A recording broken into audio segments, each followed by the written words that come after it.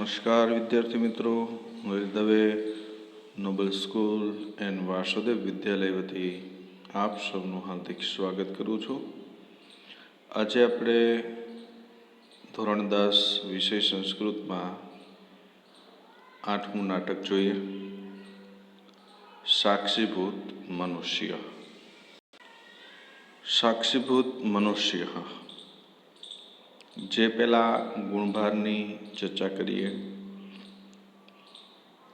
તો 4 માર્ક્સનો ગુણભાર છે, પરંતુ આ વર્ષ પૂરતું જે બોર્ડે એક કોર્સ ઓછો કર્યો છે એમાં 14મું નાટક નીકળી જાય છે, એટલે 5 માર્ક્સનો ગુણભાર થઈ જશે.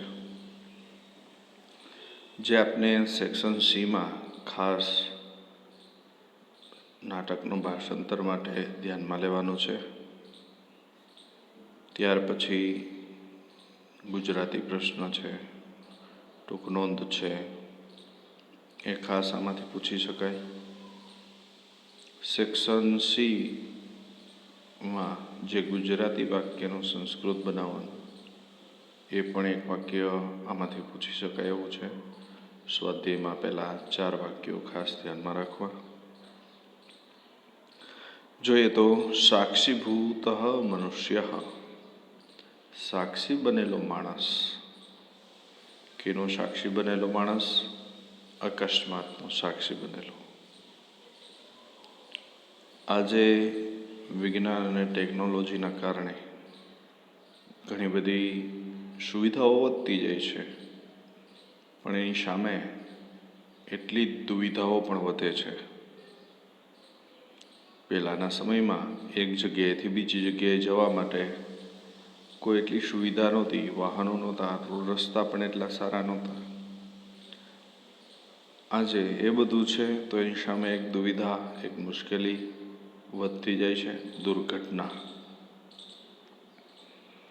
આ દુર્ઘટના છે એ જ્યારે ઘટે છે ત્યારે એના સાક્ષી કોણ કોણ બને છે, એમની ફરજ શું હોય છે, એમનું કર્તવ્ય શું હોય છે સાક્ષી બનેલા મનુષ્યનું, એની ચર્ચા આમાં 2 ભાઈ છે, પુનિત અને સુનિત. એ બંને આ નાટક દ્વારા સંવાદમાં રજૂ કરે છે. રસ્તામાં ભાઈ ક્યારેક ઘટનાઓ અને દુર્ઘટનાઓ બનતી હોય છે. આપણે ગુજરાતીમાં પહેલાં જોઈ લઈએ. એમાં ઘણું કરીને પથ્થર વગેરે, જળ પદાર્થો, ગાય વગેરે પશુઓ અને મનુષ્ય, આ 3 એમના સાક્ષી બને છે. તો સામાન્ય એવો પ્રશ્ન યાદ રાખો: અકસ્માતના સાક્ષી કોણ કોણ બને છે? પથ્થર વગેરે નિર્જીવ વસ્તુ, ગાય વગેરે પશુ અને મનુષ્ય, આ 3 વ્યક્તિ અકસ્માતના સાક્ષી બને છે. એટલે પુનિત કહે છે, તો પહેલાં કહો જી, પથ્થર એ શું કરે અકસ્માત થાય ત્યારે? એટલે પુનિત કહે છે કે ભાઈ, પથ્થર એ તો નિર્જીવ છે, પોતાની જાતે ક્રિયા કરી શકતો નથી. આથી એ તો એમનેમ જ પડ્યો રહે છે. હા, તો પશુઓ? તો કે જે ઘટનાથી ઉદ્ભવેલા અવાજથી ભય અનુભવે છે. ક્રમમાં રાખેલું છે: પહેલાં નિર્જીવ, પછી પશુ જેમાં જીવ છે પણ બુદ્ધિ નથી. એટલે કહે છે કે પશુઓ તો બુદ્ધિહીન હોય છે, એટલે જેવો અકસ્માત થાય અને અવાજ થશે, અવાજથી ભય અનુભવીને એ તો ઘટના સ્થળેથી દૂર જતા રહેશે.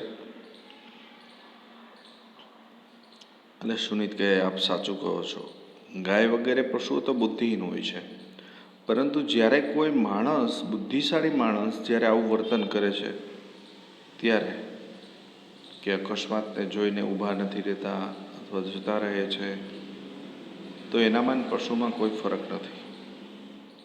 ઘણાની એવી માનસિકતા હોય કે ભાઈ અકસ્માત થયો હોય ત્યાં ઊભા રહીએ તો પછી પોલીસ સ્ટેશને જવું પડે ને ઘણા બધા જવાબો આપવા પડે, આપણે કારણ વગરના ફસાઈ જાય ને, એવું નથી હોતું. ઘણા લોકોને મદદ કરવી હોય, પણ આવી માનસિકતા હોય અથવા આવી વાત સાંભળી હોય એટલે તે ઘટના સ્થળે ઊભો જ નહીં રહે, પણ એવું નથી હોતું. પુનિત, ખરેખર તો જો મનુષ્યની જેમ વર્તે છે, આ બે પાસેથી જો પથ્થર અને પશુઓ પાસેથી આ બે સિવાય કોઈ વધારે અપેક્ષા ના રાખી શકાય, જ્યારે અકસ્માતના સાક્ષી બનેલા મનુષ્ય પાસે અપેક્ષા રાખવામાં આવે છે મદદની.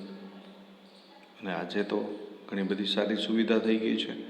તમારે ખાલી 108માંથી ફોન જ કરવાનો છે, એટલું પણ નથી થતું. તો અકસ્માતના સાક્ષી બનેલા મનુષ્યના 3 કર્તવ્યો હોય છે. પહેલું તો એમને દુઃખ અનુભવવું. અકસ્માત થયેલો જોવે એટલે એને પહેલાં દુઃખ થાય, તો એમને લાગણી થશે તો એમને મદદ કરવાની લાગણી હોય તો જ એમને મદદ કરવા માટે એ પ્રેરાય છે. તો પહેલું કર્તવ્ય છે દુઃખ અનુભવવું. જે પથ્થર હોય છે એ ક્યારેય કોઈનું દુઃખ નથી અનુભવી શકતો. આમ અકસ્માતના સાક્ષી બનેલા મનુષ્યમાં જો કોઈ દુઃખ ન અનુભવે તો એ પથ્થર સમાન છે. બીજું કર્તવ્ય તો કે એમને ઝડપથી હોસ્પિટલે પહોંચાડવાની વ્યવસ્થા કરવાની. ઝડપથી હોસ્પિટલે પહોંચે તો એમની યોગ્ય સારવાર થવા માંડે. એમની સાથે જો કદાચ રક્તની જરૂર પડે તો એમને આપણું લોહી પણ તેમને આપવું જોઈએ.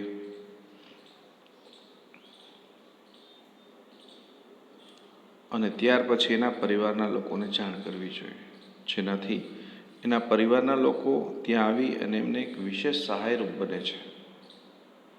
આપણે ભલે બધા જેને મદદ કરતા હોઈએ છીએ, પણ જ્યાં સુધી એનો પરિવારનો એક પણ સભ્ય નહીં જોવે ત્યાં સુધી એમને અંદરથી એક હિંમત નથી આવતી. આમ એમના પરિવારના લોકોને પછી જાણ કરવાની. તો શું અકસ્માતના સાક્ષી બનેલા મનુષ્ય આટલું કર્તવ્ય કરે એટલું પૂરું, એની ફરજ પૂરી થઈ જાય? નહીં.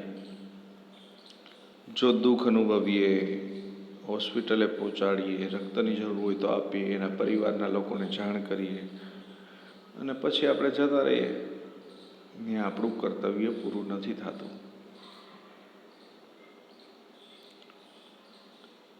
એ અકસ્માતમાં કોઈ માણસની ભૂલ કારણ હોય છે.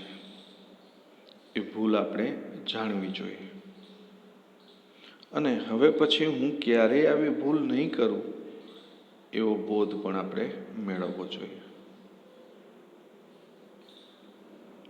આમ અકસ્માતના સાક્ષી બનેલા મનુષ્યના આ 3 કર્તવ્યો છે. તો અકસ્માતના સાક્ષી કોણ બને છે? તો કે પથ્થર વગેરે જળ પદાર્થ, ગાય વગેરે પશુઓ અને મનુષ્ય. અકસ્માતના સાક્ષી બનેલા મનુષ્યના 3 કર્તવ્યો જણાવો. તો કે અકસ્માતના સાક્ષી બનેલા મનુષ્યના 3 કર્તવ્યો આ પ્રમાણે છે. પહેલું કર્તવ્ય દુઃખ અનુભવવું, બીજું કર્તવ્ય ઝડપથી જઈને હોસ્પિટલે પહોંચાડવો અને ત્રીજું કર્તવ્ય છે બોધ પ્રાપ્તિ. જો તમને અકસ્માતના સાક્ષી બનેલા મનુષ્યના 3 કર્તવ્ય કહે તો આ પ્રમાણે 3 નામ આપવાના દઈએ. જો એમાં અલગથી કોઈ પણ કર્તવ્ય ટૂંકનોંધમાં પૂછાય કે ભાઈ અકસ્માતના સાક્ષી બનેલા મનુષ્યનું બીજું કર્તવ્ય, દ્વિતીય કર્તવ્ય જણાવો, તો તમારે હોસ્પિટલવાળો જે આગળ ભાષાંતરમાં આવશે ત્યારે હું કહીશ એ આખું લખવાનું રહેશે કે બીજા કર્તવ્યમાં ફરજમાં શું એને કરવાનું હોય છે.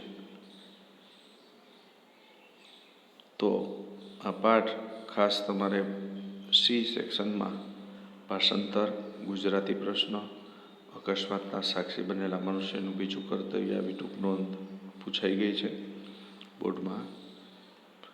અને ત્યાર પછી ગુજરાતી વાક્યનું સંસ્કૃત જે 4 વાક્યો આપેલા છે સ્વાધ્યાયમાં, આટલી બાબતો ધ્યાનમાં રાખવાની છે. તો જોઈએ આગળ પરિચય વાંચીએ. સંસારને જોવાની અનેક રીત છે. તેમાંની એક રીત એ છે કે સંસાર ઘટના અને દુર્ઘટનાઓની માયાજાળ છે. દરેક ક્ષણે દરેક સ્થળે જાત જાતની ઘટનાઓ બનતી હોય છે. સંસારના વિવિધ પદાર્થો એકબીજાના સંદર્ભે આ બધી ઘટનાઓના સાક્ષી બનતા હોય છે.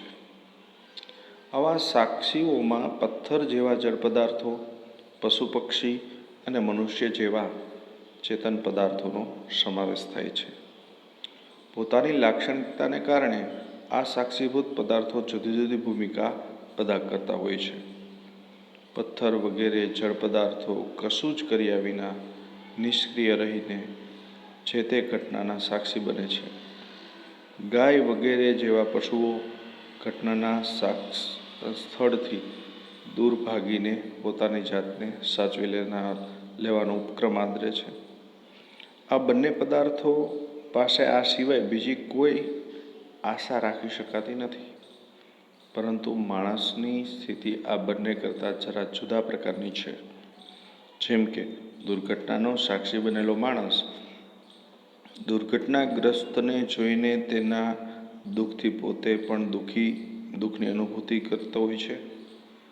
એ સાથે જ તે દુઃખી માણસની મદદ કરવા સક્રિય બને છે અને એ રીતે પોતાના કર્તવ્યનો નિર્વાહ કરે છે. વળી એ દુર્ઘટનાથી કોઈક બોધપાઠ લેવાનો પણ હોય છે તે ઉપક્રમ આદરે છે. આજકાલ યાતાયાતના સાધનોની અધિકતાને કારણે રાજમાર્ગ ઉપર અનેક દુર્ઘટનાઓ ઘટે છે. આવી દુર્ઘટનાના સાક્ષીભૂત માણસ પાસે જે અપેક્ષા રાખવાની હોય છે તે અપેક્ષાઓ પૂરી થતી નથી. આ સ્થિતિમાં દુર્ઘટનાઓના સાક્ષીભૂત મનુષ્યની ફરજ છે જેને બજાવવા માટે તત્પર રહેવા તરફ દિશા સૂચન કરવા માટે આ સંવાદાત્મક પાઠ પ્રસ્તુત છે. તો આજે આપણે અહીંયા સુધી પરિચય રાખીએ. આવતા હવે પછીના વિડીયો લેક્ચરમાં આપણે આગળનું ભાષાંતર જોશું. તો અહીં સુધી રાખીએ. અસ્તુ.